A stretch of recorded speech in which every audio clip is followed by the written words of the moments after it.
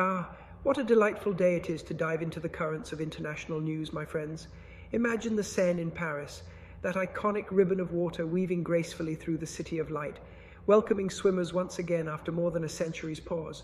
Yes, the Seine, long off limits since 1923 due to pollution and safety concerns, has reopened for public swimming. This isn't just a nostalgic throwback, it's a symbol of transformation. After a monumental cleanup effort tied to last year's Paris Olympics, the river now meets European water quality standards on most days. Parisians, dripping with anticipation, lined up early to dip their toes, then plunge into 3 specially designated swimming zones, each supervised and equipped with changing rooms and even beach-style lounge chairs. You can almost hear the delighted shouts as people refresh themselves in the cool currents, a respite from what has been one of Europe's hottest journeys on record. It feels like the river is reclaiming its rightful place in the city's heart, inviting residents and visitors alike to reconnect with nature in a way that Paris has long been denied. A childhood dream realized for many, this return to the Seine reminds us that environmental resilience is possible, and sometimes the most beautiful things lie beneath the surface, waiting for us to rediscover them. Now, as the Seine ripples with new life across the world's oceans and continents, the currents of change are stirring business and diplomacy. Microsoft, a tech titan we all know and maybe even rely on every day, has quietly pulled back from Pakistan after a steadfast 25 years of presence there. This isn't just a small shift. It's part of a sweeping global restructuring, a realignment toward cloud-based partnerships, and an adjustment to economic headwinds. The company is trimming its workforce by thousands worldwide, a sign that even giants must evolve to stay relevant in an ever-shifting landscape. For Pakistan, the departure of such a major player might raise questions about future opportunities and challenges in tech growth, but it also underlines the global nature of business decisions. Today, how interconnected yet fragile these networks can be. Meanwhile, on the diplomatic front, we see promising signs of collaboration. India and the United States are on the cusp of signing the first stage of a bilateral trade agreement.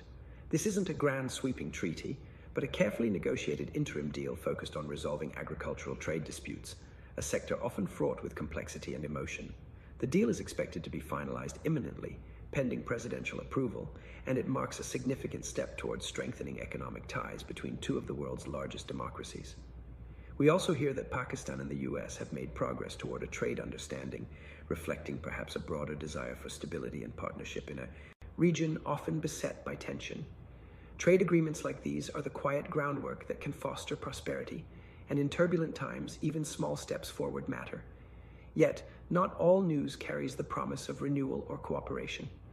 In the United States, severe flooding in Texas has left a trail of devastation, at least 24 lives lost and many more missing. Such natural disasters remind us of the unpredictable power of nature and the vulnerabilities of our communities. They are somber calls to action for better preparedness, infrastructure, and climate resilience. Meanwhile, in Rome, a gas station explosion injured over 40 people, casting a spotlight on industrial safety concerns that transcend national borders. These events, though grim, push society to reflect on the fragility of daily life and the importance of vigilance, regulation, and community support. Beyond these human stories of survival and adaptation, the geopolitical landscape remains tense.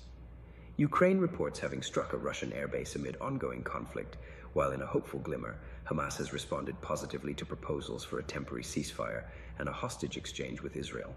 Such developments in conflict zones are crucial, carrying the weight of potential peace but also the shadows of continued strife.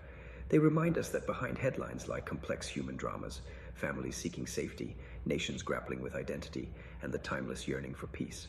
So here we are, threading together moments of renaissance along the Seine, the relentless march of global business transformations, tentative diplomatic advances, and tragic reminders of nature's wrath and human conflict. It's a tapestry rich with contrast, hope and hardship, progress and peril, unity and division. These are not just news stories, they are snapshots of a world in constant motion, urging us to stay informed, empathetic, and engaged. If you found this journey through today's global currents enlightening or even a little inspiring, I invite you to like this video, leave a comment sharing what struck you most, and subscribe for more daily monologues like this one. For deeper dives and useful links, check the description below. And most importantly, I'd love to hear your thoughts. How do you see these stories connecting, shaping our world, or touching your own life? Let's keep the conversation flowing like the Seine itself, elegant and ever-moving.